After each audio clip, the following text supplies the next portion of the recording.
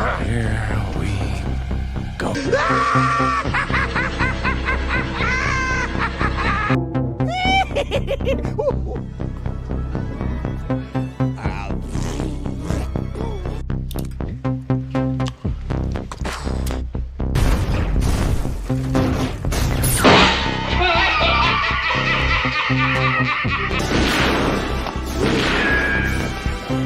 Is like gravity.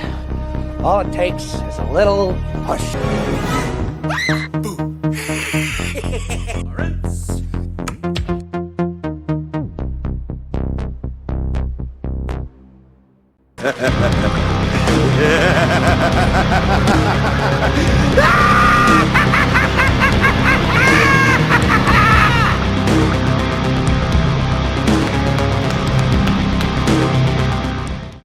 What's up, guys? How you doing? Welcome back to the channel. Glad you stopped by. And if you're brand new here, welcome. Grab a seat and stay a while. But hey, do me a couple favors, please. Go down and hit that subscribe button. Go next door, ring that notification bell. Make sure it says all so you know when the next video pops up. Hit that like button, and before you head out, drop a comment. And if you're of the nearly 800 regulars here, welcome back for another round. I ask that you also hit that like button. And before you leave, drop a comment, because we know YouTube does love those comments. And of course, absolutely share this video out on all social media. The socials, as always, Instagram and X down below in the description, along with a link to that Joker Voice merch store. Thumbnail provided by Jacob Ironside. Check out the link to his digital catalog also in the description. Oh boy. Oh boy, some interesting stuff going on in the world of professional wrestling. I mean, the WWE hits AEW with a cease and desist. A future Hall of Famer talks about a creative shift that meant a whole lot to them. A women's champion sets not one, but two records in one weekend. Possible NXT call-ups going to SmackDown. And a former champion explains why they chose going to NXT first.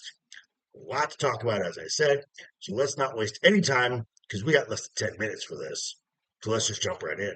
And here we go. Now, one of the big stories that came out of last week was really a question coming out of AEW, and that is, where's Andrade?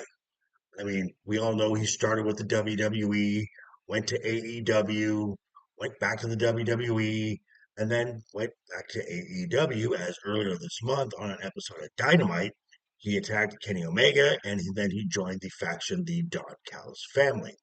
And almost as quickly as he appeared, he was gone. Not to be seen, not even mentioned.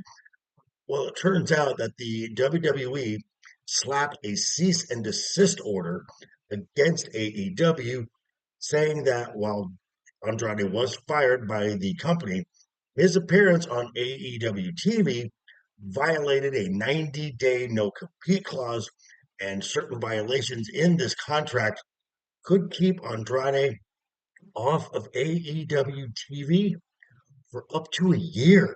Oops. Hopefully, we're going to have more about this later on this week on Wednesday Nights Overbooked with our legal expert, Bradley Burnett. Now, we're going to stick with AEW right now, as over the weekend they had their pay-per-view, Wrestle Dream, in St. Louis, Missouri. I guess something significant happened with the current TBS champion, Mercedes Moné. Because not only did she surpass the 508-day title reign of Jade Cargill, making her now the longest reigning TBS champion, but during the show, she issued a title-for-title open challenge, which was accepted by the Ring of Honor interim women's television champion, Mina Shirakawa. And to absolutely nobody's surprise whatsoever, Moné went over, now adding a 11th belt. That's right, 11th belt to her collection, passing Ultimo Dragon as holding the most titles at one time. And now the sickos can say that Mercedes Moné is the greatest female wrestler ever. Seriously, no one cares. Now let's mosey on over to the WWE and talk about the apparent creative shifting for on SmackDown, where we have already seen some of the new impact that this new creative team is doing, as on this past Friday, returning from injury, the Mad Dragon, Ilya Dragunov, captured the United States Championship in his return match. Congratulations to the Mad Dragon. Obviously, another area that needs attention is the women's division. So, obviously, the focus goes to NXT for potential call ups to the main roster. Now, I've seen this and I, I can see it happening, sure, as apparently one of the names Triple H has in mind to shake up the blue brand is Jada Parker. Yeah, it's a possibility. Now, we're going to keep on SmackDown right here and talk about NXT alumni as well. That is one half of the women's tag team champions, Alexa Bliss, who in an interview with The Click was asked about her time when she was paired creatively with the late Bray Wyatt. Now, on top of sharing that this was the most fun she'd ever had in her entire wrestling career, she talked about taking the deep dive into her character as Bray would give her documentaries to watch and movies to watch and really studied what her character was and how seriously she took this assignment, getting to know her own character's story, everything about them, where they lived, where they grew up, what motivates them. As Alexa, in her own words, said, quote, I wasn't going to be the one to screw this up, end quote. It's this kind of attention to detail which almost guarantees Alexa Bliss is an absolutely future Hall of Famer.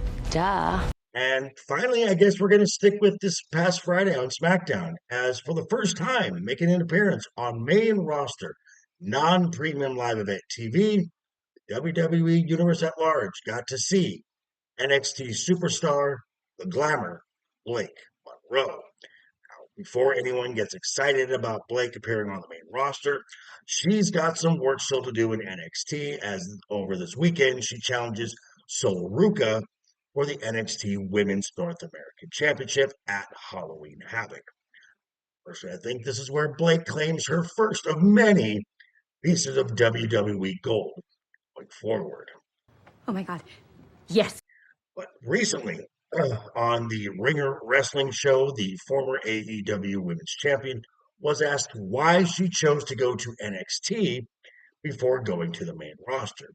Now, Blake said that working with Shawn Michaels and the coaches down at the Performance Center really focus on building her brand as a performer, so that when she does make the jump to the main roster, she'll be prepared to step into the ring with, as she said, these juggernauts of the industry like Rhea Ripley, Io Sky, Charlotte Flair, Liv Morgan, etc., etc.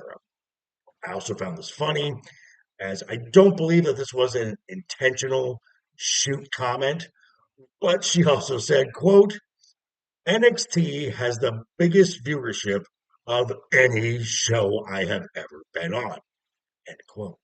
Ouch. I mean, you gotta laugh at that, folks. I mean, just saying.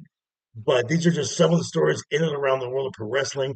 Let me know your thoughts down below in the comments. And be sure to tune in 6 p.m. Pacific time, this channel right here, as me and the guys will be talking about some of this and a whole lot more. Of course, I'm talking about Wednesday night is overbooked. But yeah, thanks for stopping by, folks. Again, quick reminder before you head out the door, hit that subscribe button, ring that notification bell. If you liked the video, give it a thumbs up. If you didn't like the video, hey, thanks for sticking around this long. I appreciate it. And I'll see you folks all very soon. Hope you had a great weekend. Have a wonderful week ahead of you. Always have fun. Keep talking. Keep smiling. Until next time.